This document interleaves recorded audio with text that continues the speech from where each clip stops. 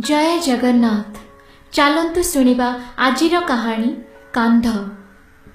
महापात्र बाबू निजको निजे बहुत भाग्यशाली मणुले कारण यह जे तांकर दुई पुत्र आईआईटी सारिबा परे अमेरिकारी चाकरी करी प्राय 1 कोटी टंका आय करि पारुथिले।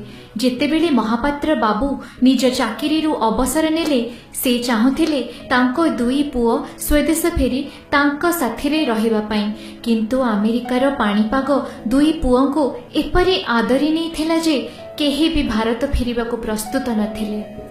विपरीत टिप्पणी दे दुहे महापात्र बाबू को अमेरिका आसी बसवास करने को मंतव्य देले। महापात्र बाबू और तांको स्त्री भावना दुहे अमेरिका चलीगले, किंतु सेठारे तांको मन लागिला नहीं और पुनश्च से माने भारत फेरी आसिले। दुर्भाग्यर कथा जे महापात्र बाबू स्त्री को पैरालिसिस होईगला। से संपूर्ण रूपे महापात्र बाबू उपरे निर्भरशील हेले। प्रतिदिन प्रातः नित्यकर्म ठारू आरंभ करी खाइबा पीबा मेडिसिन और अन्य समस्त कार्य महापात्र बाबू भरोसा चलीथिला। पैरालिसिस जोगु से कथबार्ता भी करि पारु नथिले। महापात्र बाबू भी निष्ठा और स्नेहर सहित पति धर्म पालन करुथिले। एक रातिरे महापात्र बाबू भावना देवी को खाइबा पीबा को देले और औषध पत्र दे तांको सुवाई देले।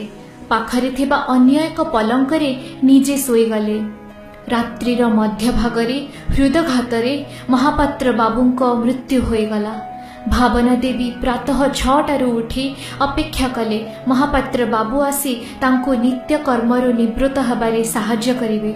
बहुत समयर अपेक्षा परे भावना देवी को कौनसी अनिष्ठार आशंका हैला।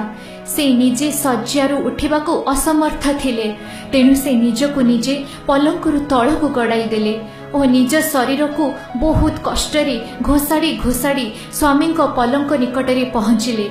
से निज मथारे महापात्र बाबू को बहुत हल्लाइले, हेले कौनसी हलचल हैला नहीं।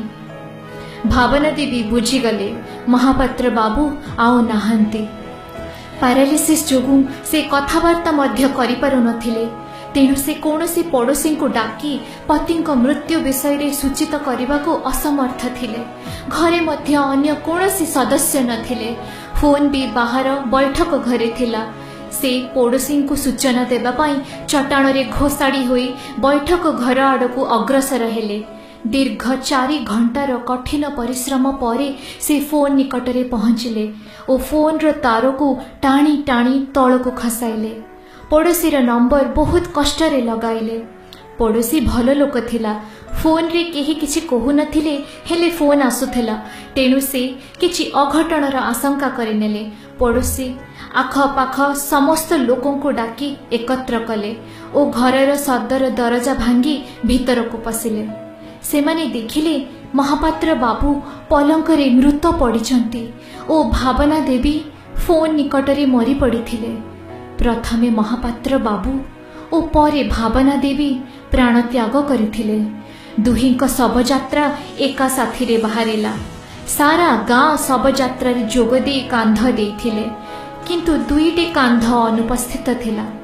बोध हुए से दुई कांध कोटी कोटी टंका भारे प्रथमरु दबी हो जाइथिला। तेबे चलंतु शुणिबा आजिर नीति शिक्षा। निजे आगुकू बढ़ी चलिबा और धन अर्जन करिबा उद्देश्य रे आमे सबु मनुष्य ए कथा भूली जाओ जे आमर माता और पिता वृद्ध हो चलुछंती और सेमानकु ना टंका दरकार ना धन दरकार, केवल आमरी सहारा। आशा करुछु आपनकु आमर कहानी निश्चय भल लागिथिबो।